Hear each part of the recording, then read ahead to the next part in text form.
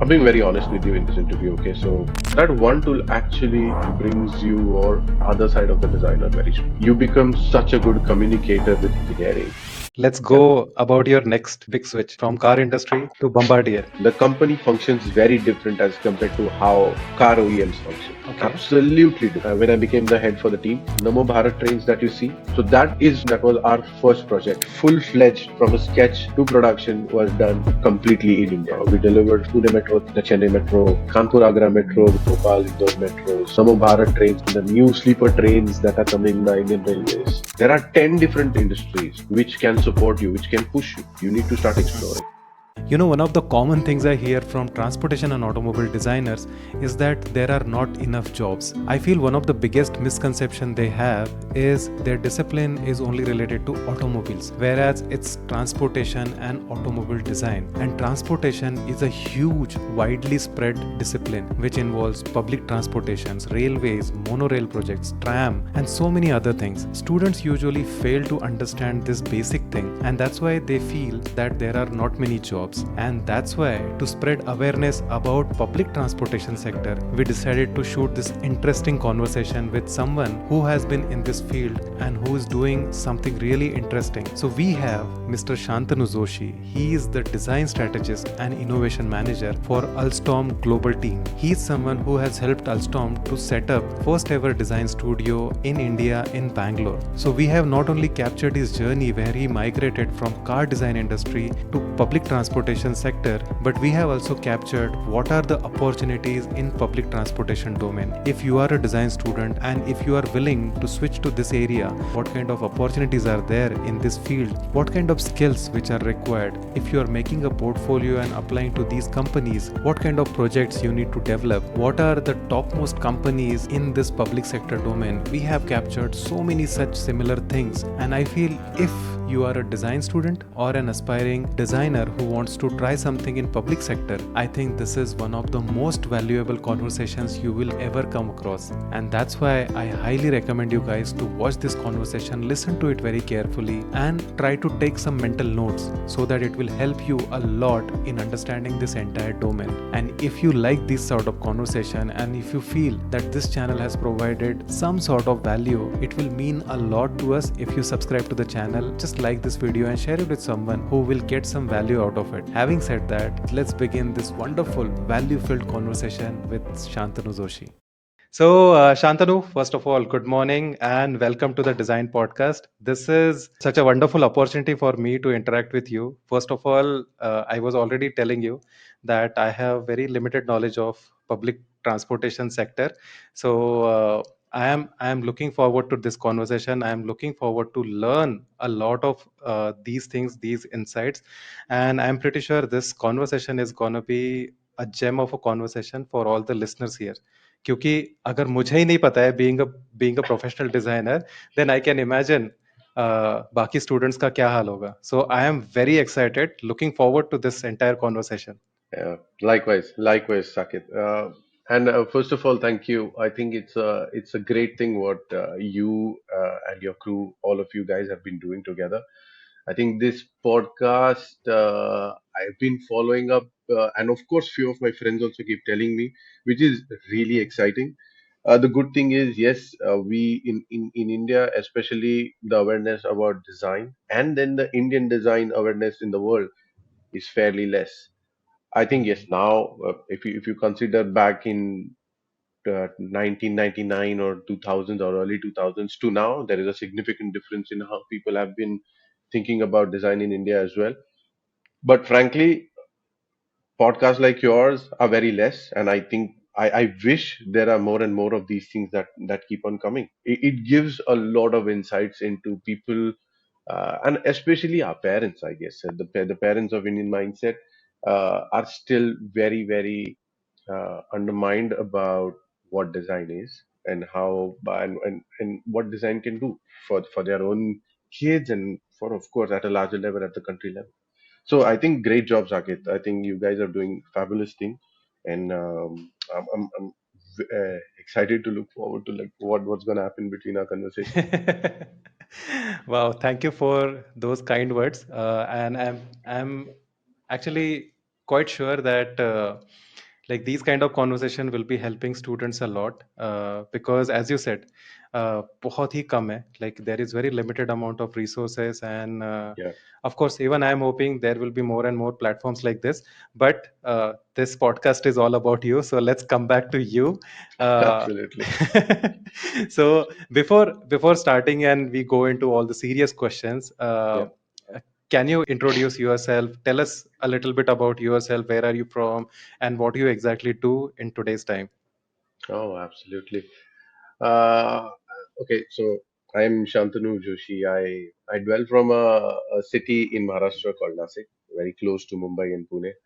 So, just to give a quick update about how I've gotten into design and what I do now, I graduated from a school called as the College of Architecture, that's in Nasik, and that school had both of faculties. One was design faculty and one was architecture, and I completed my graduation in product design over there.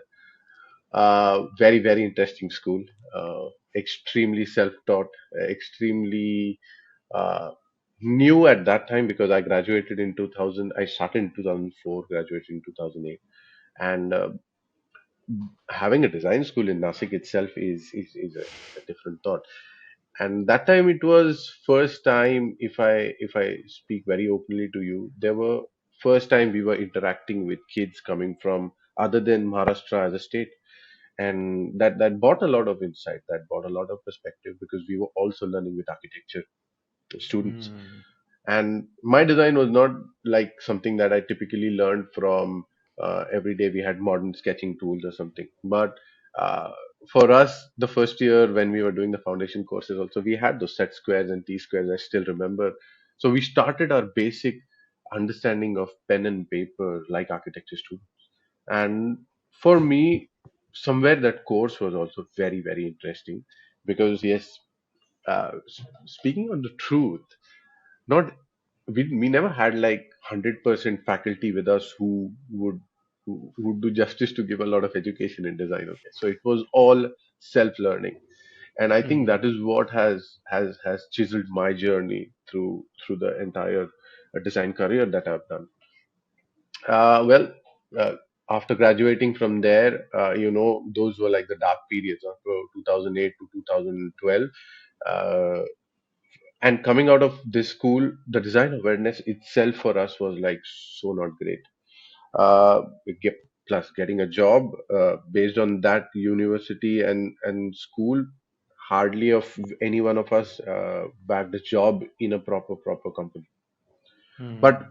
few of our seniors were pretty good. They had uh, a lot to do on their own. They were more entrepreneurial, which was like completely against, I mean, different than what my mindset was.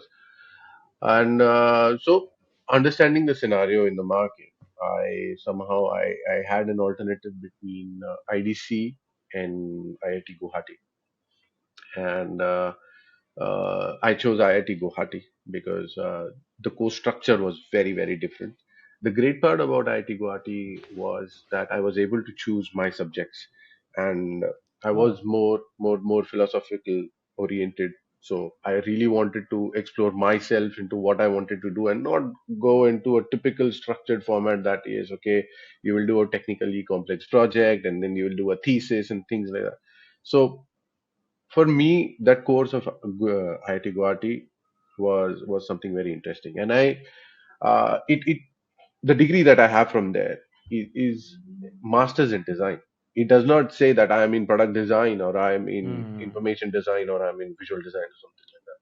So somewhere I was able to connect, because as uh, as I was growing as a student, I really wanted to do everything. I was My main focus was always transportation, but it was transportation. It was never car design as such.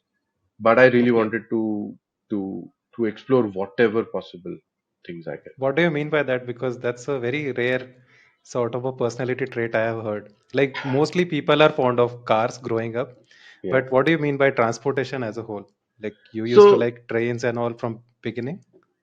No, absolutely. Train has come to my life in at a very later stage. Trust me. No, if you see I mean, my projects are not so like flamboyant that I've published them anywhere else. But my graduation project was a tractor that I developed. So it was very deeply rooted with the research that I did with the local uh, farmers around the region of Nasik, and because it's a pure farming agrarian area. My master's thesis was a future truck for Ashok Leyland. I worked with Leyland for 1.5 year, and I tried to understand the real need of why there is a change, why there needs to be a change in the life of the drivers of the truck. And the insights are seriously surreal. You can't imagine how the scenario of Indian trucking back then was, like, say, 15 years ago. Also, it was still horrible, and still it is. It's not something that Hmm. it has changed dramatically. But now the thing what has happened is there are a lot of foreign companies which have come in India, in especially in trucking. So the level of the product itself has risen up, and Hmm. because the foreign companies have come in, the local players like Tata, Leyland, and Eicher, their games themselves has risen up a lot. So Hmm. for me, design starts from a research, and it's till date it does the same thing. It never starts with a sketch for me. And Hmm. it doesn't make sense for me to do it with a sketch. So unlike car industry, my focus was towards transportation. But of course, I landed up, if I move on to after my graduation from IIT Guwahati, I got placed. That time there were only one or two companies who were willing to hire students, and one of them was Minor. So I'm thankful to them as well, uh, for me to start my journey into design professionally. Hmm. So I got into Mahindra, the studio that is there in Kandivali in Mahindra, in Mumbai. Hmm. But that time, okay, I think now there is a significant change in management that has happened to the past management that was there. So I joined as a creative designer with them for exteriors. Though I was a little bit interested in interiors. The people over there said that my skills are more better as an exterior designer than interior designer. So okay, I had no other choice. But I think back then, I don't know how Mahindra is today, but back then it was pretty open-minded. I think people could switch into multiple domains as well. So I had fabulous opportunities to explore myself over there. So my first product that came out in the market was this small commercial truck called as Jito, which was uh, uh, which was like a how do you say, a two-seater, three-seater product, which was like the base level category for Mahindra to enter into commercial segment. I think we were competing with Tata Ace at that time. So not Okay. Tata Ace, I think Tata Magic was there. I think, right? Tata Magic. I remember Tata that. Magic was there. Okay. So very interesting insights, very interesting research that we went through. Uh, really great ethnography studies that we went into the market across Maharashtra, a few other places as well. And we we actually created so many concepts for such a small truck. And surprisingly, the chief of design back then, she picked up one of my small doodles rather than seeing the full render. There was a small doodle which she picked up, and that actually became the final product with exterior. Wow. And very interesting. So for me, that was my first full engineering project that I understood.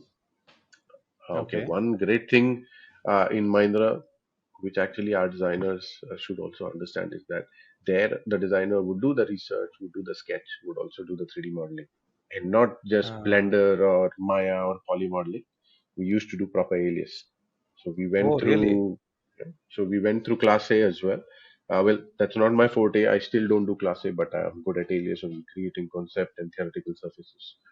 So that one tool actually brings you or other side of the designer very strong.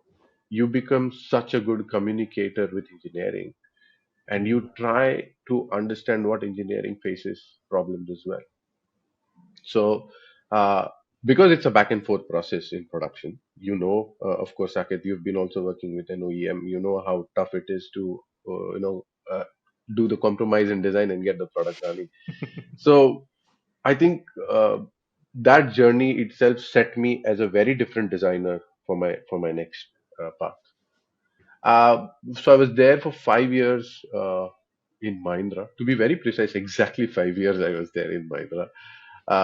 Did projects on tractors, did projects on pickup trucks, was also leading one or two projects into.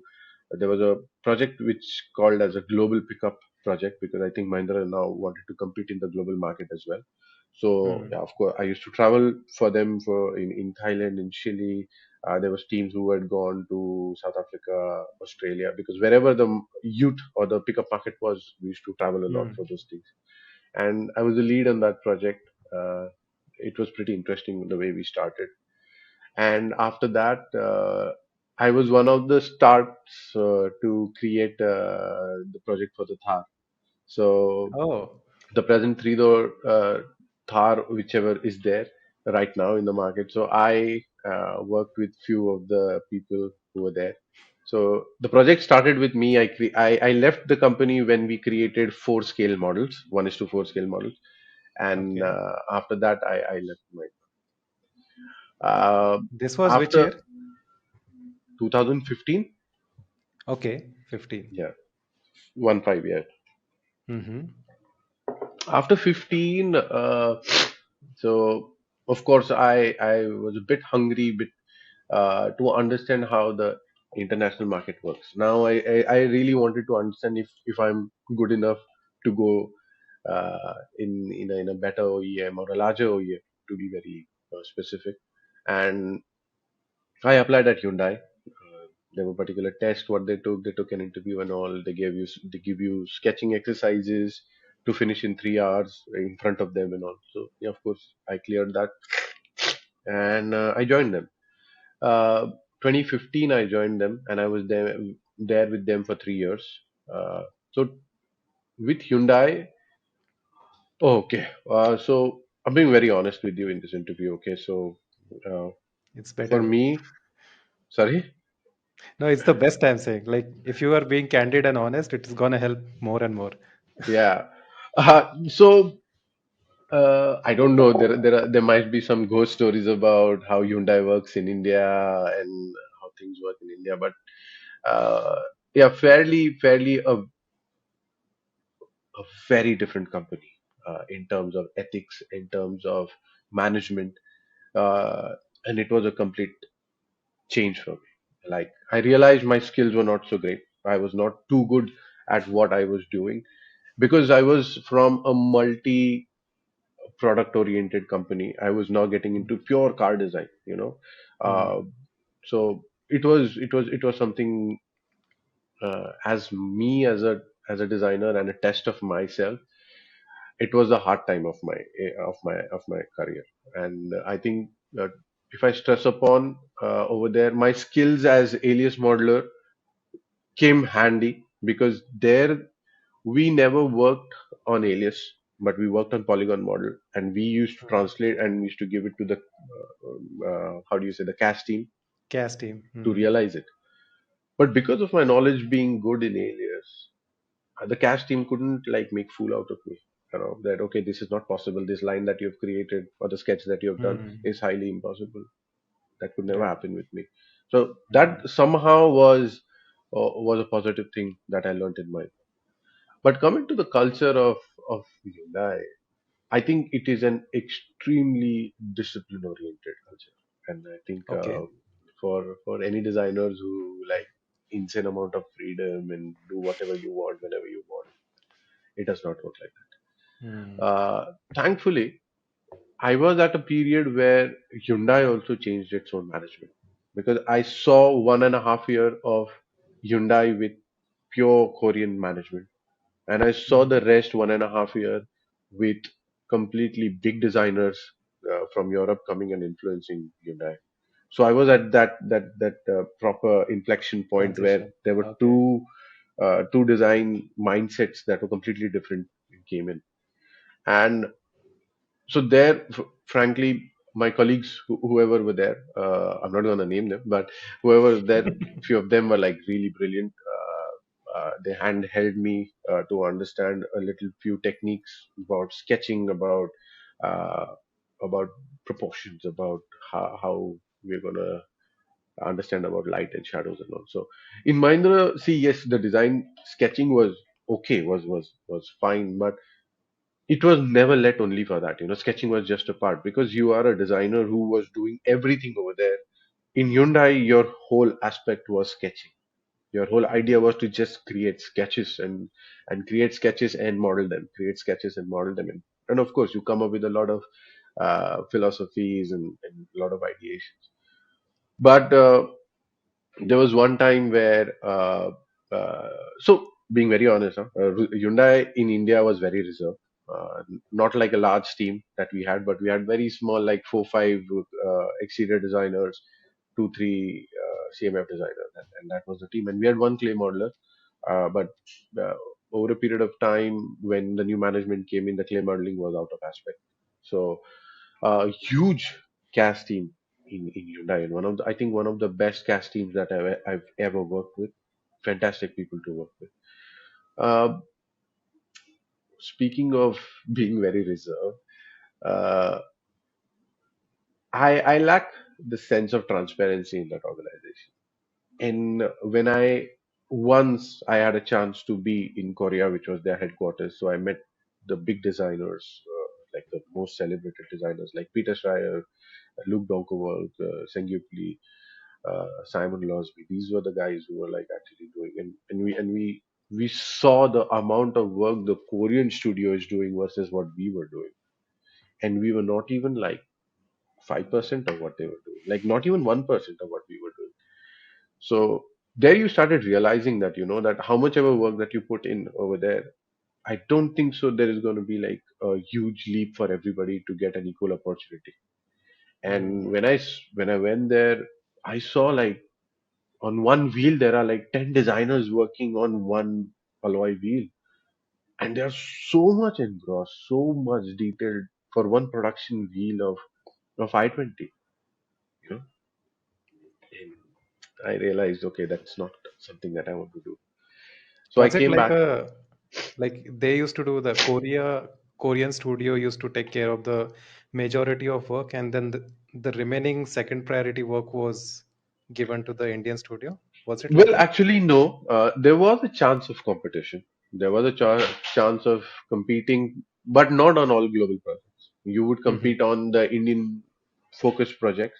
And I think later it was starting to, by the time I left, I think people were more focusing towards Chinese market as well, because I think back then, Hyundai had just started to make studio in China.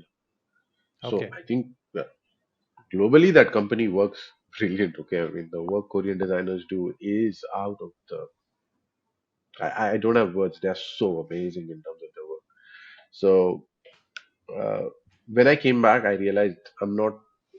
I really don't want to only work into those production parts where you do the stamping and then again it goes for 10,000, 40,000 vehicles like that. I really didn't want it to do. So there were only a few choices with me by then, that either I should start applying to car companies which I really want, which for me, if you if you ask me as a kid how I got into design, I've always been a passionate racing person. I Okay. love two-wheel racing. I love four-wheel racing. Uh, and my influences, and it's not like superbike. I've always been like an off-roader by my heart, and that's till date it remains the same. And for me, it was not about developing a sketch of a motorcycle or something, but I used to sit with the mechanic, try and understand what goes in making a capsule, what goes in making a shock more tighter. So for me, those technical aspects were really, really interesting, and they still do. Hmm. I love the technical aspects of the vehicles that we are able to race into. So seeing all those things, somewhere there was a mindset that I really want to either get into extremely performance oriented cars. So I I tried to build a portfolio based on that, but it's not easy for an Indian designer to like apply in Lamborghini or Ferrari. Like, you need Hmm. to have like insane amount of skills to get into that. And frankly, being very honest, I'm not that kind of a thing. I know what I can sketch and what to translate and all, but I realized that if I don't want to do those kind of vehicles, I need to find something that can have a larger impact. Hmm. And that is where my journey towards public transportation started taking place. Wow. So Okay. it's That's it's a great. it's a large transition from what I was to what I am. So No, it's very interesting. Like I am just listening to your story, and I am definitely 100% sure that many designers who are working in the industry at some point or the other, they'll be able to relate with your story. Because, I think when you are moving from one company to other company, first of all, that change in the culture, no? Actually, before Bajaj, I used to work in Honda. So Honda oh was yeah, very disciplined Japanese culture. And from there, when I came to Bajaj, it was a complete shift for me. yeah, And I think all the designers, I think I also realized over the time that every company has a different culture, and uh, it takes time to get adjusted to that. And maybe people have to understand which culture suits them better to their own absolutely, personality. Like absolutely, absolutely. what you were saying, that was quite resonating with me. Another thing which I found very interesting was that in your journey you were constantly exploring different things. Like you Yeah, were absolutely. not stuck. I think that happens to many aspiring designers also. Like they get stuck with one particular mindset or one particular goal, and Hmm. they'll just keep pursuing that. And even if they are not getting jobs or things like that, Yeah, they'll yeah. be still stuck with that mindset that okay, karunga to yahi karunga, nahi to jobless he better. But then eventually it becomes like that. The gap becomes huge. In Hmm. some cases, like very few cases, it happens that okay, he will be able to crack that particular Yeah, dream yeah, opportunity for him. yeah. But many a times I think design industry nowadays demands little bit of flexibility also. I think your journey was quite relatable in that way. I quite enjoyed. uh, Now, I have one question. Like before we go into Bombardier, so Hmm. while you were doing car designing, I'm pretty sure both the companies were little bit flexible in terms of, I think, what kind of work you are doing. But from the point of view of that person who is in the industry, and let's say who is completely confused that okay, if he or she should be doing this work. Let's say I have few friends who are in the industry, good companies, and what happens, they are again and again failing to perform really well in the industry. Okay, Okay. so what would be your advice to them? Somehow I don't want to relate myself to them, but how I want to put this out is you yourself need to know if something suits you or not. You very well said it, right? If a culture doesn't suit you, if you're not able to fit into it, you Hmm. need to weigh yourself that is it the culture of the company which doesn't suit you, or is it your skill which you need to mature. And Hmm. see, if these two things come together, your skills and your culture, it's that is where an opportunity is created, right? That is where you get the best Hmm. of the opportunity and you excel. But there are few places where this equation doesn't work at all. And that is where I feel if there is skills that need to be improvised for a particular designer, then yeah, of course. What is their future aim? Like for me, I was Hmm. always about exploring, and I am the same. Okay, if I today get a chance to do uh, an interface for something, I will do. And mind me, I am trying to. Okay, I can do that. I will try to push myself to do that as well. What's wrong in that? Hmm. You should not feel bad that what will the world speak if I leave this job. Hmm. Okay, it's not taboo. It's not something wrong. Ultimately, nobody is coming to feed you, right? You are your own. Uh, how do you say? Uh, you have to take care of your own, and there is Hmm. there are not going to be 10 people who are going to come and support you in your bad times unnecessarily. right? So you have to understand where you want to go. If this thing is not working for you, okay, fair enough. There are 10 different industries which can support you, which can push you. You need to start Hmm. exploring. But that gene has to be there. That वो बोलते हैं ना, वो कीड़ा होना चाहिए वो करने के लिए. Hmm. So I think if you there are few in a set of questions that we generally have. These things are there. What do you think an every designer should have? I think being curious is is has to be a trait of a designer. If a designer wants to be a designer, okay. Hmm. Uh, if you don't be curious in understanding what is happening somewhere else, how are you going to influence your own product? I think okay, in car design, uh, you tell me, Saket, in your industry also, when you start sketching, what do you do? You create mood boards. You take inspirations from a lot of parallel industry. Maybe now AI is there, so we are doing some keywords and getting some imageries which are like completely sci-fi. But ultimately, you are taking an inspiration, right? Yeah. Or sometimes you start with a sketch and then again create a story around it. But we are doing that. That means we True. are being curious about doing something new somewhere every time. And I think if designer loses that quality, I think then they need to step back, they maybe Hmm. rethink, regroup their thoughts, and then again start working towards it. Very well articulated, and I can't agree more. Okay, now let's Yeah. go about your next big switch, like from car industry to Bombardier. So, how did that transition happen? Before that, you can also touch upon how did you realize that, okay, this is something I can do, or this is something I can probably explore. Oh, oh, absolutely. Okay, so for me, one of the qualities that I have is I am a huge risk taker. I Okay. I do take risks, and with my family, if you ask me with the emotional quotient and all, I will not do that. Okay, but if you consider my career, Uh, my wife has been one of my key supporters or instigators in my mind to say that you know what, time's up, you need to move on. Time's up, you need to move on. And because yes, it is exactly what you were trying to tell me. You are stuck in one place. You are getting psyched about what to do next. You are not able to excel. Hmm. What to do? So Hmm. here your advisories are also very important, right?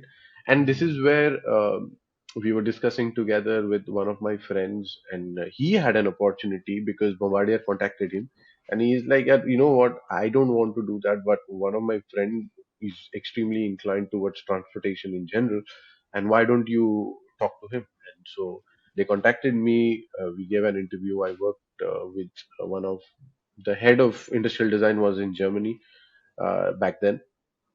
So he took my interview in Bombardier. And by chance, Hyundai was in Hyderabad, and Bombardier opened up an office in Hyderabad. Okay. So for me, I had no clue what is going to happen. Absolutely arrow in the dark. Uh, and I said, I want a break from Hyundai anyway. So after I left Hyundai, I took 2.5 months of break. I did nothing. I literally did Okay. nothing. I just traveled here and there. And w- when I gave an interview, I think that was the first time when I experienced talking to a German, very, very senior designer. And it was fantastic. Trust me, it was so fantastic. It was to the point, it was really open, crystal clear conversations, no beating around the bush. If you're good, you're good, you're bad, you're bad. It was that. And I love it. I love the transparency, and I was looking for the transparency because of what happened in Hyundai. I was like looking for this thing, like if you're good or not, whatever it is. Hmm. And when I cracked the interview, I think there was nothing. Okay, I think I was one of the first two people who joined Bombardier in India. In Wow. so there was one more person. I think he's from NID as well. He had joined 6 months before me, and I think he came from Siemens. Siemens internship he did in, I think, in Germany somewhere, Germany or Vienna, and then he was gotten here, and then I joined together. and that's how actually we were sitting in a uh, uh, so Bombardier, okay, the company functions very different as compared to how uh, car OEMs function. Okay, Okay. absolutely different. This is a heavily supplier oriented industry, and so you know Scient. Yeah, I don't know if you know Scient. So Scient Sign. is also an engineering company, Indian engineering Okay. company, a huge engineering company who supports big OEMs like Bombardier, Alstom, and companies like that with engineering supplies on and maybe more complex workforce basically. So Scient had given one of their buildings in Hyderabad to Bombardier, and we were operating out of that. So that's how I started my journey into just this is just the start. Okay, I got into Bombardier that way. So fair enough. When I joined Bombardier, of course, I got to know about the studios, how many studios are there, because that time the headquarters of Bombardier Transportation, okay, not Hmm. the Bombardier Group, the Bombardier Transportation headquarters was in Berlin, but we had like uh, five other design studios, including the one in India, which they wanted to start. Okay. And so there was one studio in Brisbane, one studio in UK, one studio in Canada to handle the American region, and there was the central studio that was in Herringstoff, that is in Germany near the Berlin peripheric, Hmm. and then the Indian studio started. So of course it's a very common guess now why big OEMs come to India. It's to save the money. And uh, one of the key targets of big OEMs when they come to India to save the money, and of course, is to grow the local market as well, and Hmm. to grow the local talent as well in that case. So we started. Uh, we were initially handled by the Australian team because they were quite senior in terms of their presence in Bombardier in general. And Bombardier, okay, the nature of projects now, okay, that itself changes, right? Uh, from a completely R&D oriented setup, you now come into a completely project based setup. Okay, Hmm. that means for you to explore anything, you need to have money. That means you, as in your domain, needs to have money for you to explore something because you're a project oriented company. The Hmm. whole aspect changes. Now, how does that work? You've never worked in this place like that, you know. So Bombardier, initially we started with two designers, and then we grew into three designers. Uh, I was one of the most seniors in the team with the amount of experience that I had, so I moved up to become like the team leader for the industrial design of the zone in Hmm. India. And the idea was that under our wing we should also have human factors and ergonomics team. But we were just trying to grow by then, and the nature of project itself is so different. Understanding how this sector functions itself took me one and a half year to Oh. to get through a proper process from start to end. Okay. And you imagine now, you're coming from a car industry where design and the word of styling is like at the epitome. You know? It's like the most one of the most important aspects, like finance, like marketing, like where design is also so celebrated in companies like Hyundai. Now you see Tata Motors, everything like design was Hmm. so much. And now you come to an industry where nobody knows what an industrial designer is. Oh wow. Okay. So the German studios or the other studios know everything, but again, Hmm. the Indian head of engineering or marketing or whatever, nobody knows what industrial design is. We have a department called an industrial design, but we don't know what they do. Hmm. Okay. So my challenges were so difficult that my work was done by the engineers. And engineers were giving me a tiff that you have to do it this way. So yeah, I took a little step back. I let them do what they wanted to do. Then the time came in where I had to show my skills, showcase my skills, and I told them that it does not work engineering to design. It does not work like that. There is a Hmm. process that we need to follow. And in train design, everything goes with a ton of documentation. Okay, there is so much of documentation that our designers in car design have no clue. Have no clue at all. You What kind read of documents and documentation? documents. I'll tell you. So the process of how a project starts. So a project just does not start like that. It's like Hmm. there are tenders. You have to bid for a tender. When you Hmm. win a tender, you go into the project phase. So how Okay. do you approach a tender? So there is a pre-tendering phase that we have. So pre-tendering, that means the designer and the head of design, whoever is there, needs to understand how many hours you need to quote to complete a tender and what you will do in a tender. So, and of course, so what is a tender? So suppose let's take an example. Suppose Pune Metro or Pune government wants to Hmm. establish a metro from zone A to zone B. Hmm. So those authorities come up with technical specification rules. That Acha. documentation must be like some 15-20,000 pages. And they specify every single line and details and everything. In that, there is an aspect called as aesthetics. Or now, which is now matured from past 8 years that I've been into this industry, now it is matured into passenger experience. So, which is good. Oh. I'm really happy that that has changed. But I'm talking specifically to Indian scenario, not something abroad like this, like in France or Hmm. Germany or something. So when now first time when a document like this came into my hand, I didn't even know what to do with it. Hmm. And so you're not scared. Of course, you're not scared what is going to happen and what my performance is going to be. The first thing is now, okay, what the hell? What are we going to do? We need to do something with it. Okay, so now what do? You start talking to people who are not from design background, who don't know anything about design. That's how you start opening your mind. That's how you start collaborating. And I think one of the best things that I learned here is that in car design studios, car designers, they work in a lot of silos. There is a very secret car design studios, motorcycle design studios, Hmm. and only few of them will have an access to it. It's the sacred heart of everything. There's one thing that I realized that we wanted to break away, was that wall between the designers and engineers need to be broken. Oh well, it changed now. Later in my story, I'll tell you that has also changed.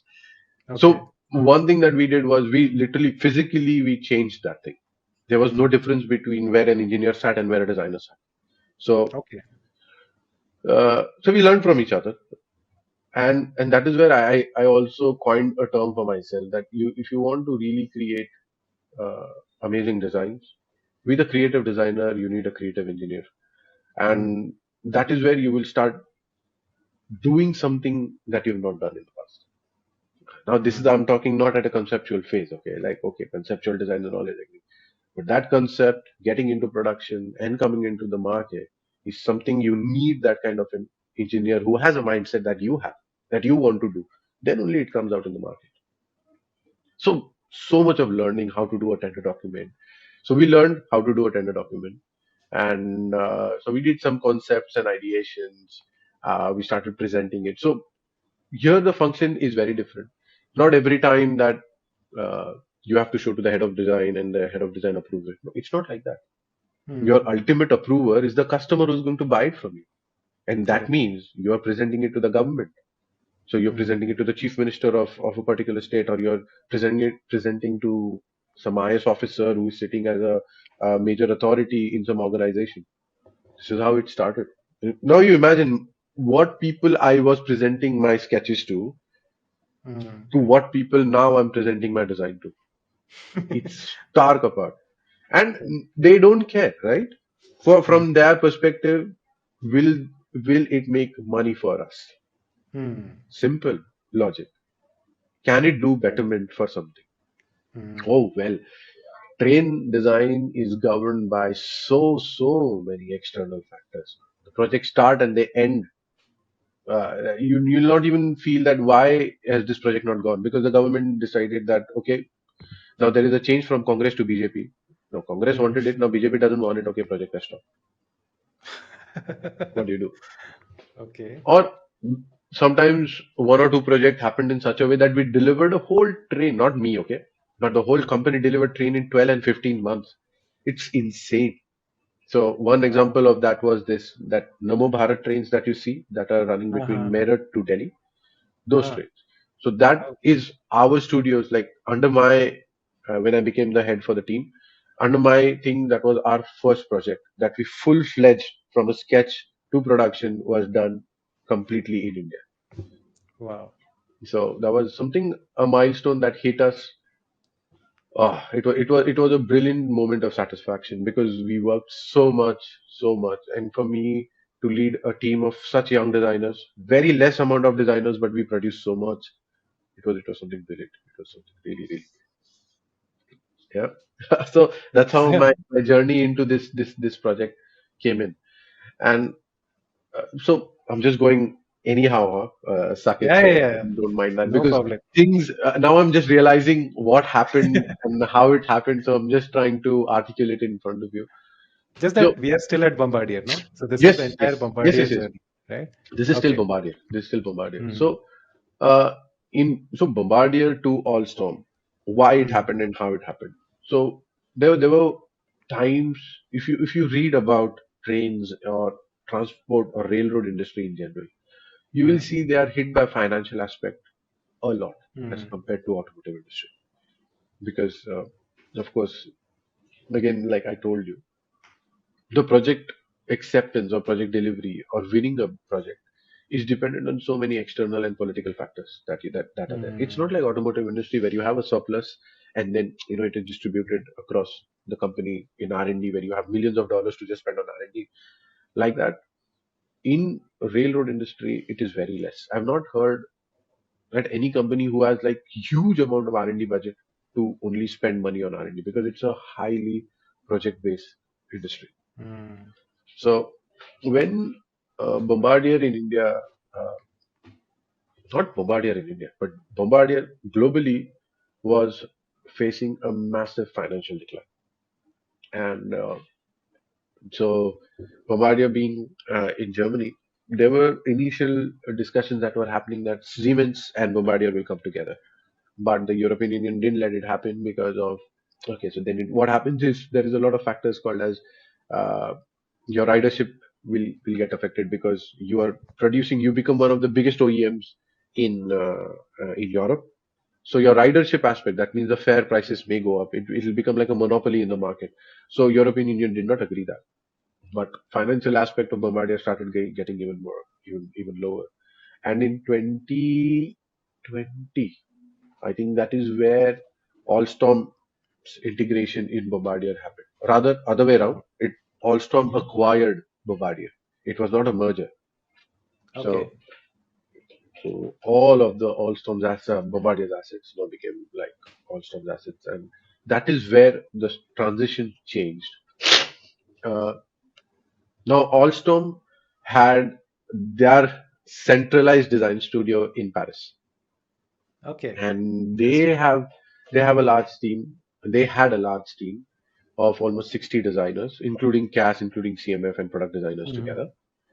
There were 60 odd of designers together.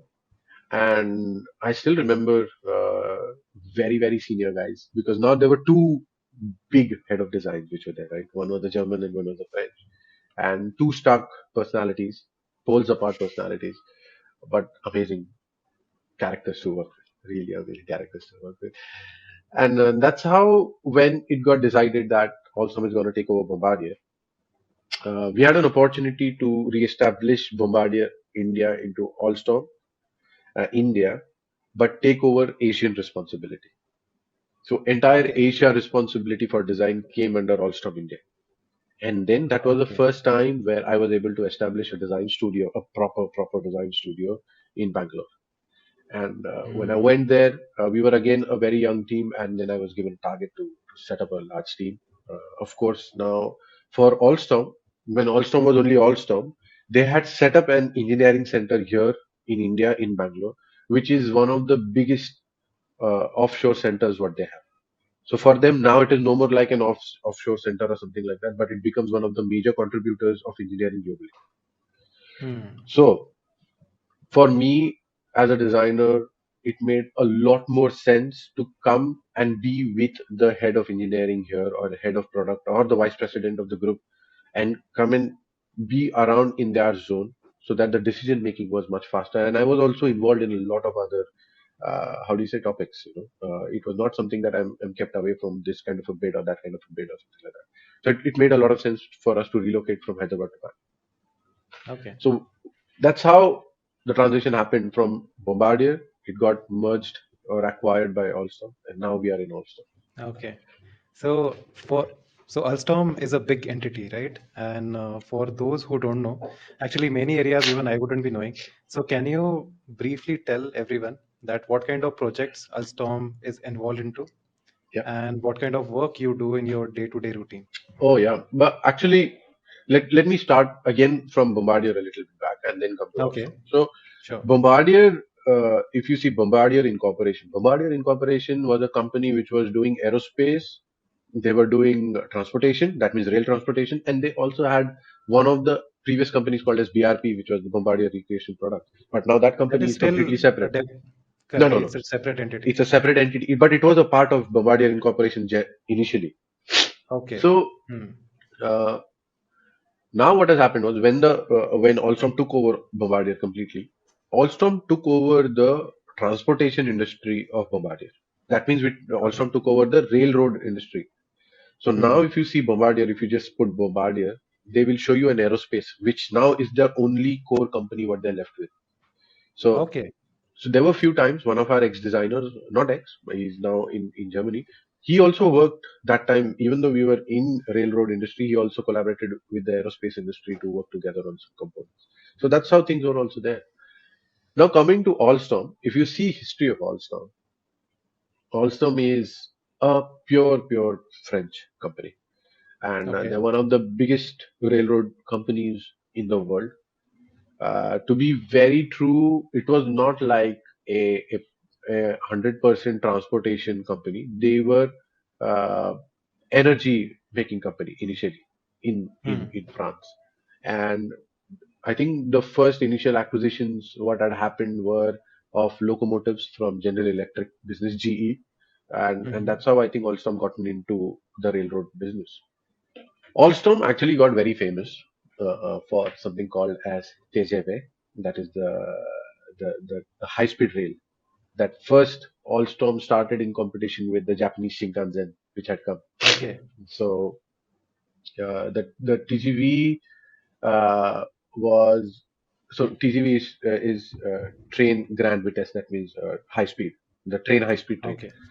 Hmm. So so that and I think that time they did record of high speed that went with 500 kilometers and something like that. So it was that is how I think Alstom started its like very strong journey into being known by the world that yes, these are the conglomerates of France coming into rails. But pretty old company, significantly Okay. old company. And now coming to aspect of Alstom India, uh, they had already set up a huge engineering center here, and we established our Hmm. design studio. And then we made a team of almost 9 to 10 designers here. And globally also, okay, I will give you a ratio. Like there should be around 15,000 engineers globally, but we are only 110 designers. And Okay. it works. It works for us brilliantly. It works for us. And I think we are the biggest design studio in railway. If I have to tell you, I think there are a lot of other companies also, but I don't think that global footprint is as large as also. Hmm. Coming to my role now, when we moved from Bombardier to Alstom, well, I was the in charge of the entire Asian operation.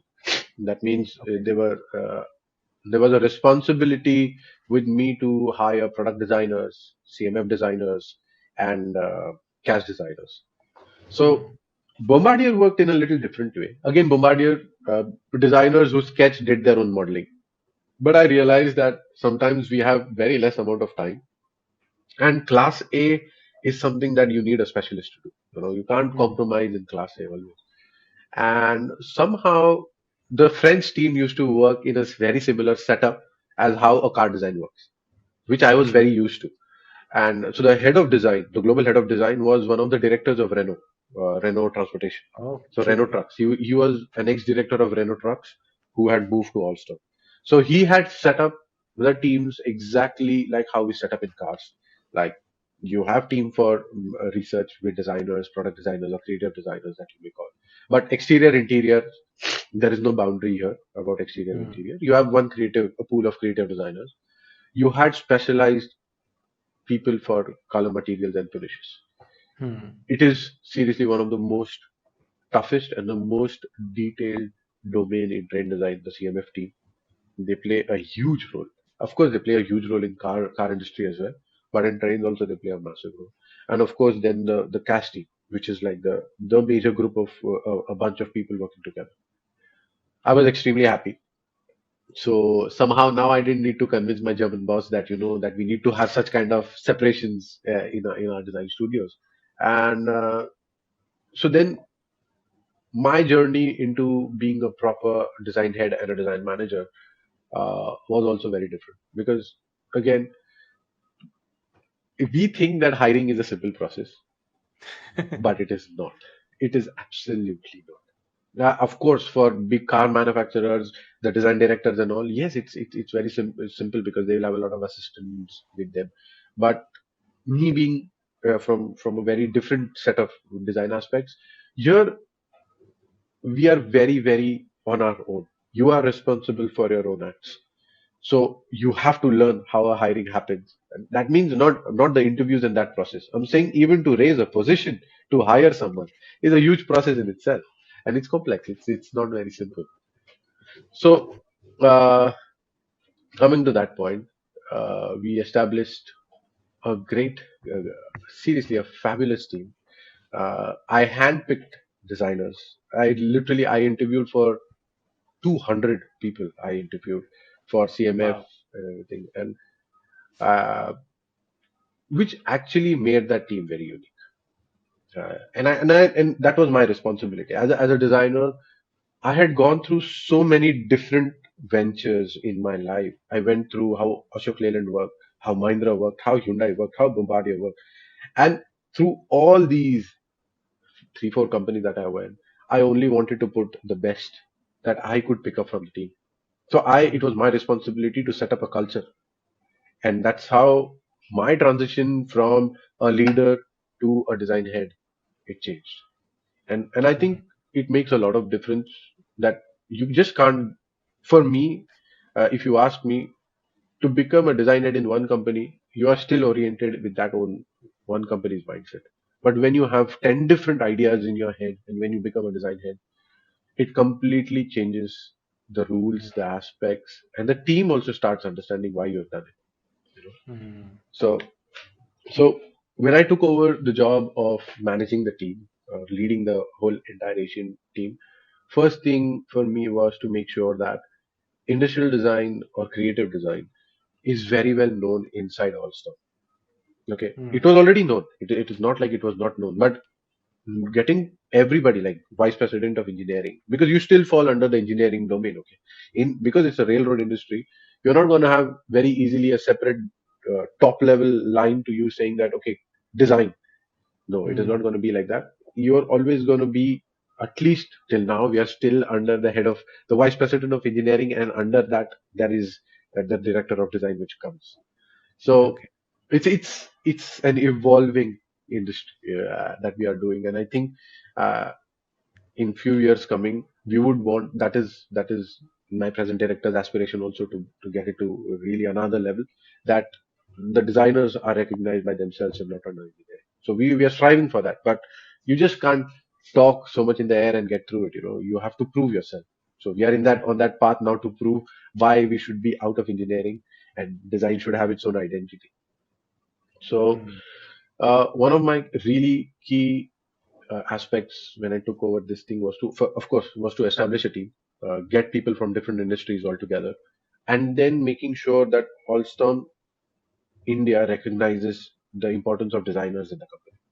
So we Hmm. did that. When the team got hired, uh, it was a nice, again, a small team. We had a couple of creative designers. We have a couple of CMF designers coming. One was coming from Renault, one was coming from Bosch. So very different mindset. And there were cast designers or head of cast who came was from Maruti. There were a lot of people coming from Maruti. There was a young guy coming from Daimler. So my mindset was I really wanted to have a diverse background studio. I didn't Hmm. wanted to have somebody from Maharashtra or only all people from Maharashtra or all people from south of India. No, in my team there were people from north of India. I myself coming from central India, and there were so many guys coming from south of India. Hmm. I really wanted to have that diversity in the team, and trust me, every time it's not like that. It's bad. It works wonders, but yeah, there are tips as well. So as as a designer, you start learning about all these things. Also, how do you maintain this decorum in the team? Now, when the team was established, the time came to prove the projects. That is where you start to recognize that is the team capable enough to do or not do. And we delivered fabulous metros. You see now one that is going to come, the Pune metro that will come, the Chennai metro. Both the lines are done by Alstom. We did Kanpur Agra metro. We did Bhopal Indore metros. The Wow. Namo Bharat trains that we did. Uh, then we also, of course, you see these Indian Railway projects now that are coming, right? The new sleeper trains that are coming by Indian Railways. So the initiation was there from Alstom to showcase what vision can happen for Indian sleeper railways. And we Hmm. did that work in collaboration with the French team when I was in India. We did that work and then we showed it to the ministry. The tender did not float, and then when the tender floated, it did not come to Alstom at all. Okay. So, of course, and there are huge factors, Saket. Hmm. Tendering process is not simple. It's a $1 billion project. It's not like few crores here and there. It's a $1 billion project. So even a 1% makes a huge difference in that. So unfortunately, we did not win it, but we were really excited to do it.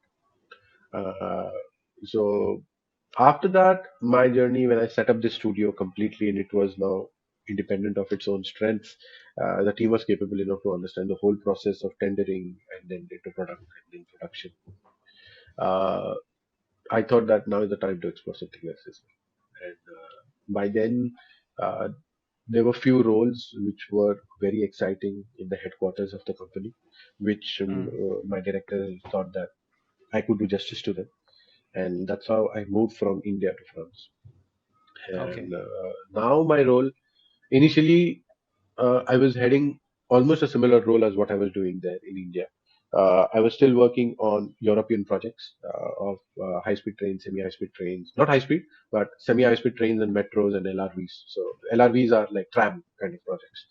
So Hmm. my role was the same thing that I was doing here.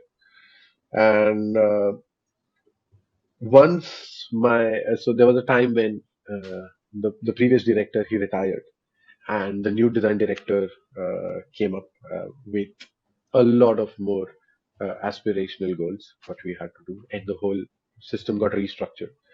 So then I took up a new role now, and which again it resonates with what my thoughts are, right? I've been always been exploring and I want to keep exploring. So now I head a role called as design strategy and innovation manager for the global teams. So now there are six Wow. design studios. I sit in France, in Paris, where the headquarters is, and I report to the director uh, for whatever work I do.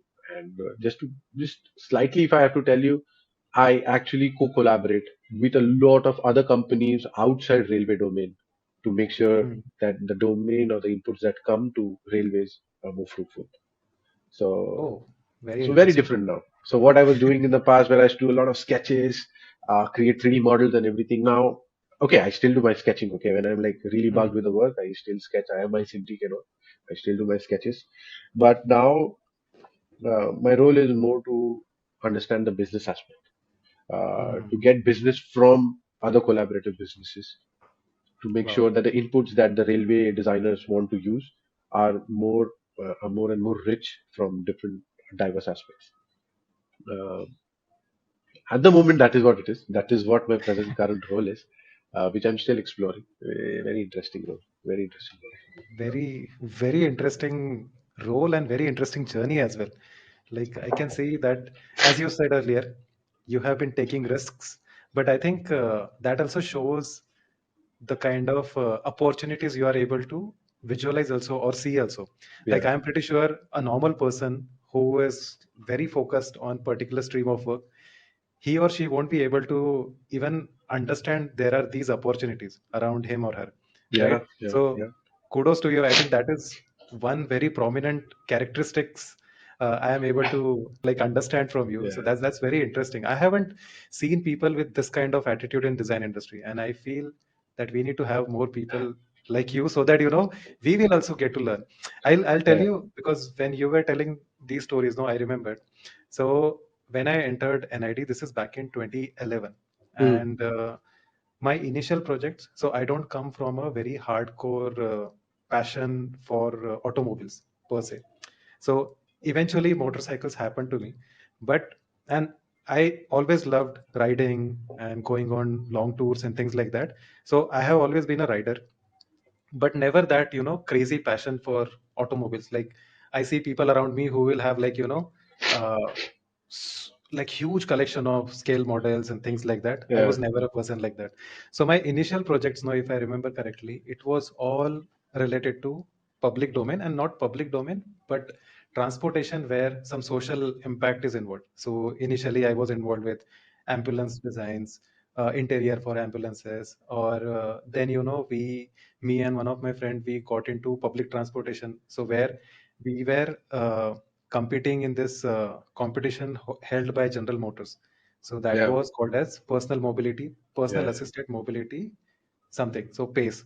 And that was one of my biggest projects where we designed uh, a personal assisted mobility around metro infrastructure. Okay. So, and during that time, we were interacting with people from Delhi Metro. We were, creating solutions for interiors of it. We also created one very small compact product which will work seamless with public transportation. So that time, Delhi Metro has just started. Yeah, So me and my partner, we had gone to Delhi on our own expense and researched like extensively. We understood crowd flow and all that. Anyway, long story short, during that time, we never realized that there is such a big industry. There is this stream of opportunity for designers out there, and it happened so that we worked on that project for almost 1.5 years. Okay, wow, so that's long. it started from a product design. Hmm. Then we went to art center to present that work. We ended up winning Wow. the competition there. Then eventually we made it into a system design project because there was a lot of metro public network and Yeah, all that. So we did extensive research. And during this time, neither me nor my partner, we knew that there are opportunities out there. So eventually, just because everybody was telling us car design karna hai, motorcycle design karna hai, we ended up creating portfolios and landed our job into particular fields. So now from that point of view, I have so many questions because I'm pretty sure if I was in that phase where the awareness about these opportunity was very less, I want to ask few questions from their point of views. absolutely. So tell me, what are the kind of opportunities which aspiring designers or design students can look into in terms of public transportation sector? Oh, okay. Uh, Opportunities, first of all, opportunities like the competitions that you did, I think Hmm. they are the stepping stone towards getting to know this kind of a domain. Okay. Unfortunately, still in India, okay, the awareness about doing something for public transportation is extremely low level. Okay, extremely low level. And systems in India don't work that strongly. Like I can give you a basic example, right? When we have a city bus coming in, the right way is to get in from the back, get down from the front. Okay, that's a basic rule that how a bus and the bus stops are functioning. But those things are not Correct. working for us. So a civil sense of how to use a system is also not inculcated. So it is but obvious, right? People are not going to know. what to do in the public transportation and how what opportunities are going to be there. So for me, I think what you have done, I think it's brilliant that you have gone through this whole journey of getting into a competition, doing research with big companies like DMRC, understanding passenger flow, Yeah. which is the basic, which is the crux of how do you start the journey to understand what opportunities are there. And I think if you are able to crack something like this, you yourself get to know that okay, it is huge. The potential is huge. But again, when you're in a college, you have other pressures. You have other pressures like you have to perform, you have to do this, you have to perform for this jury, you have to do this particular project, you have to finish it. But I think if you step out in an industry, when you're graduating, I think that period of internship which is there, which is a 3 month internship or 6 month internship, I think you need to take it extremely seriously. I think I can that Mm. advice I can tell the designers, the young designers, that I think everybody can now, at least in India, can offer few internships. Now in India, design studio in rail is only us. I can tell you right now. Like Mm. an OEM who has a design studio is only Alstom. There is nobody else that is there.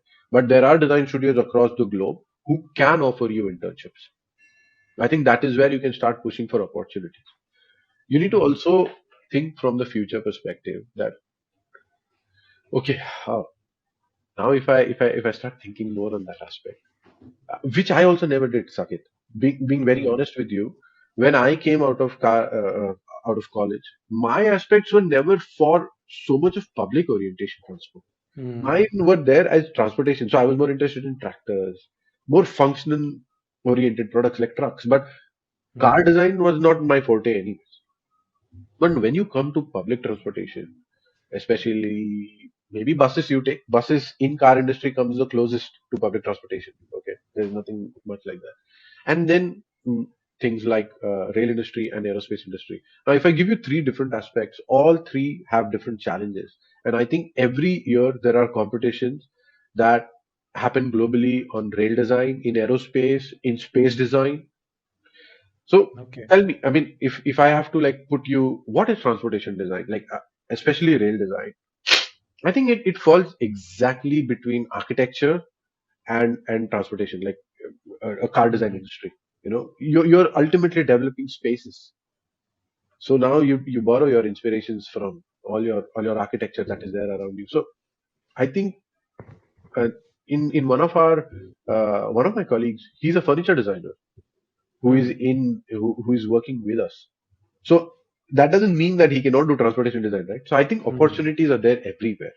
If you Mm. have the vision to fuse it together, Mm. that you know that okay, I'm a furniture designer, I can get that beautiful crafted architecture, or if there is a seat design, I can like make it so better that a kid is walking, but even if he touches or abrases his hand on the seat, will never hurt him. These Mm. small details, you start thinking from that aspect. I think you can start finding opportunities, and this is where you Mm. start exploring. And see now, internet can give you a glimpse of Yeah. anything everywhere. True. True. In True. when I was seriously at my time also, internet was like at base level. Okay, it was not that great. It was amazing, but Mm. opportunities were only found out very rarely. That time LinkedIn was also like picking up so much. Basic. So opportunities were not known now, and especially about these competitions, unless it came Mm. through the head of college or the dean or something that they said that okay, a letter Exactly. has come, and it was not Yeah. not there. But I'm very surprised also, Saket. NID has a rail cell.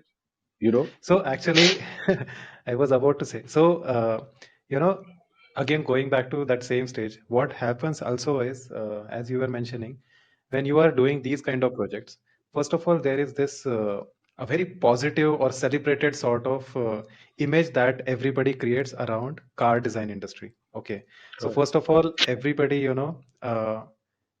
like aspires to become a car designer. That becomes like the first and foremost aim Yeah. for any transportation designer at any college, I would say. Okay. And what happens is, after doing that, if you're doing something different, so suddenly people will make you feel that you are doing something wrong. So एक वो ना वैसा एक हो जाता है image, and on top of it, I don't know about now. Probably now the situation is different, but during that time, even faculties would not, support that kind of a thinking. There were few faculties during my time. They were pushing us to, take this project ahead. There were literally conversations with our incubation center where they were like pushing us to create this product, and they will bring fundings and all that. But because of that entire situation or entire image that has been created in colleges, that you will feel that pursuing this might not be the good idea because it's not celebrated enough. So and I feel me and that partner of mine, we even now today whenever we meet, we talk about this thing that I think we did a big mistake. We should have taken that project forward, because now we see many projects in that line which are getting like, very popular and very Yeah. successful. But that is one thing. So where, everything is car design, car design, car design. I think that needs to change. And one of the reasons why I wanted to have a podcast with you was this only, that there need to be more awareness about these fields, these opportunities. Uh, so it's not Absolutely. just car design, it's a transportation and automobile design. And transportation is a huge sector in itself. Sector, yes. There are so many opportunities. And I think one thing in between you mentioned was very relatable to me, that I think the kind of impact we can create through transportation sector like these, like you were mentioning that example of a child who can hurt his hand while playing and all that. I think designing a railway or designing railway interior, it is having impact on so many, like Yeah. millions of people's lives. Yeah, That's a huge exactly. impact. And I feel that's an exciting field to look into. That's an impactful. There is some social cause. I'm pretty sure when you see your trains in working conditions, where it's being used by lakhs of people around here, the satisfaction would be of some next level, Yeah, yeah, right? yeah. So I feel that this industry need to be highlighted. I think faculties, if anyone from academic sector is listening to this conversation, I think they also need to take this on priority. Kudos to Alstom that they are creating internships, and also that students can go there and explore Yeah, and yeah, yeah. probably understand what and all they can create, or if it is meant for them or not, all those things. But it's amazing. So I just wanted to highlight on these areas because I'm pretty sure many aspiring students are listening to this. And because I have gone through this painful journey where I did everything, but I never realized that there are opportunities, Yeah, and yeah. just let it go because I thought maybe it's not the right way to go The ahead. right way to go. So yeah, today thankfully everything worked out fine. I have a good job. I love this entire workflow here, but I feel there will be many other students who will be Yeah, in this journey. but sorry to interrupt, but I think that there is No, no, this no. thought which I want to say it out loud. A car design field lives in its own bubble. Okay, I'm being very honest with you. Like if you, even though my wife has been associated with me, knowing my journey so much, for her I see, forget the cars like Lamborghini or anything, but she sees an A class and she sees an Audi A2 or maybe an A3. For her, it's a car, it's a Hmm. box. How much ever you do beautiful sculpting of the lines, you do it with precision, you do 1 mm fillets and things like that, and you go precision. For them, does it work functionally? Good for us or no? Let's see. Okay, that's how it is within our group. I think car design is very celebrated inside a bubble. Hmm. Inside that bubble, everybody is amazingly telling, "Oh, what a beautiful car! What a beautiful sketch! It's amazing." You go and talk to a guy from finance. You go and talk to a guy from any other field, and you tell him about it. He's like, "Yeah, God damn it, I don't. I want to buy a car. Okay, I don't care about what lines and all are. Okay." Hmm. I'm being very honest with you. True. People who are Yeah. car fanatic are like, say, 10% of the 90% of the world population, maybe. I mean, Hmm. I'm saying a very large number. But 90% of people don't care about all this. Hmm. When we come to trains, we are actually making for everybody. Whether he's a car fanatic, non-car fanatic, whether he loves transportation or not love. This is where the aspect breaks completely. Yeah. You are doing a responsible design. You are the one who are responsible for their experience. You are the one who are responsible for their safety. In Hmm. cars, yes, you're developing an envelope around 4 people, 5 people, 12 people maximum. Here you are developing an envelope for 1,000 people at one time.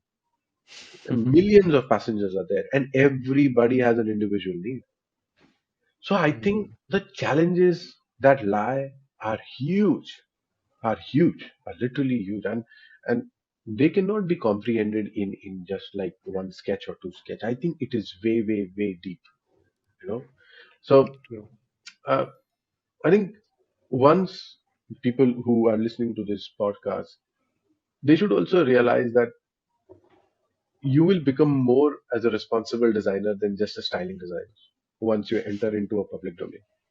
Hmm. You people who do personal mobility also do something really, really amazing because they know the need of one particular person, and they actually chisel everything around it. How do you imagine that into thousand? Can you do it?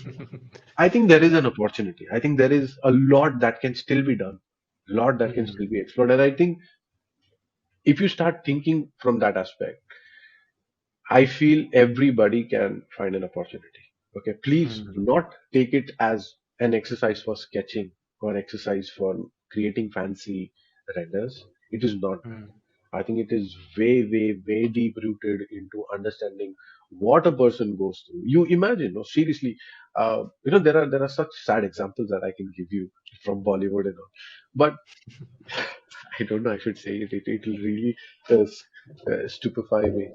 Uh, but I saw one movie. I don't exactly remember which one, but on a railway station, they catch him and they hit that person who is stealing a wallet. I think it's in Munna Bhai or something. Ah, Munna bhai. Yeah, yeah, yeah, Yeah. yeah.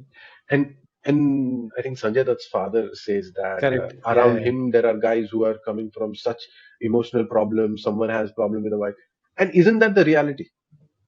True. You Yeah. imagine somebody getting inside a train and having so much of frustration. Somebody is in a happy mood. There are like rivers of thoughts that are coming together, and you have to like Yeah. you cannot please everybody. Of course, you cannot, but if you are able to touch 2%, 5% also of that, and you calm somebody down who is in an extremely different mindset inside a train, I feel there is an opportunity. Your design True. skills can make someone's life a little better. I think you become more Yeah. responsible once you start getting into more public transportation. You know, True. True. so True. so I think for our country is a change in the mindset that is required. Imagine these first world countries itself, they are not able to push everybody into public transport. I think we have a long way to go through. Hmm. Uh, I read somewhere, I don't remember where, but you know, a developed country is that country where a person who can actually afford a car, like the extremely affluent people, also use public transportation. It's not the other way Hmm. around, where a Yeah. wealthy person has 10 cars. That's not a Hmm. developed nation. So for me, for our country to reach to that level, I think, of course, our country is huge as compared to small countries in Europe, but we need to address that grassroots level problems. There are Hmm. few projects in our country which I feel, why are they there? I'm talking about metro, okay, like metro in Agra. Like, why is there a metro in Agra? I think the basic roads are not so great. For you to reach to metro, that last mile connectivity or the feeder Hmm. system to the metro is not there. So I think Right. public sector has so much opportunities. If designers True. are thinking that okay, there is not an opportunity or life in this, or I cannot make money out of this on bread and butter through this, I think take a step back. Think Yeah. if there are opportunities or not opportunities. Hmm. Maybe it is a time to question the government also. No, why aren't you having a cell in your ministry where we push for such kind of things? Why not? We can. True. And I think one of the time I had this kida in my mind to do it, but it's still a kida at the moment. I have not gone way ahead to write a letter to somebody from ministry or something. I thought I should achieve something good in public transportation. I should have some credibility for me to speak on this, and then I will write to these things. But I will. Sometimes in my lifetime, I will write to them and say that That will there be needs to be a nice. need created here. That is so true, as in I keep using train at least twice in a year whenever I am going to my hometown because flights don't go there. It's a small town. So I have to take a train, and then there is last mile connectivity where somebody Yeah. will from my home will come by car and all. But whenever I am in train, no, there are so many problems to be solved there. Like, basic things. There is like dustbin. Yeah.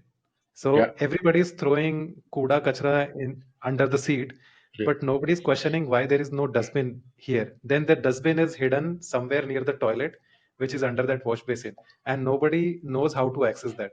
And from there, so many things are there. And recently, only my mom was telling, she had traveled to Pune by train, and it's very difficult for elderly people to climb on the top layer seat, like upper berth, Yeah. basically, Yeah. right? Yeah.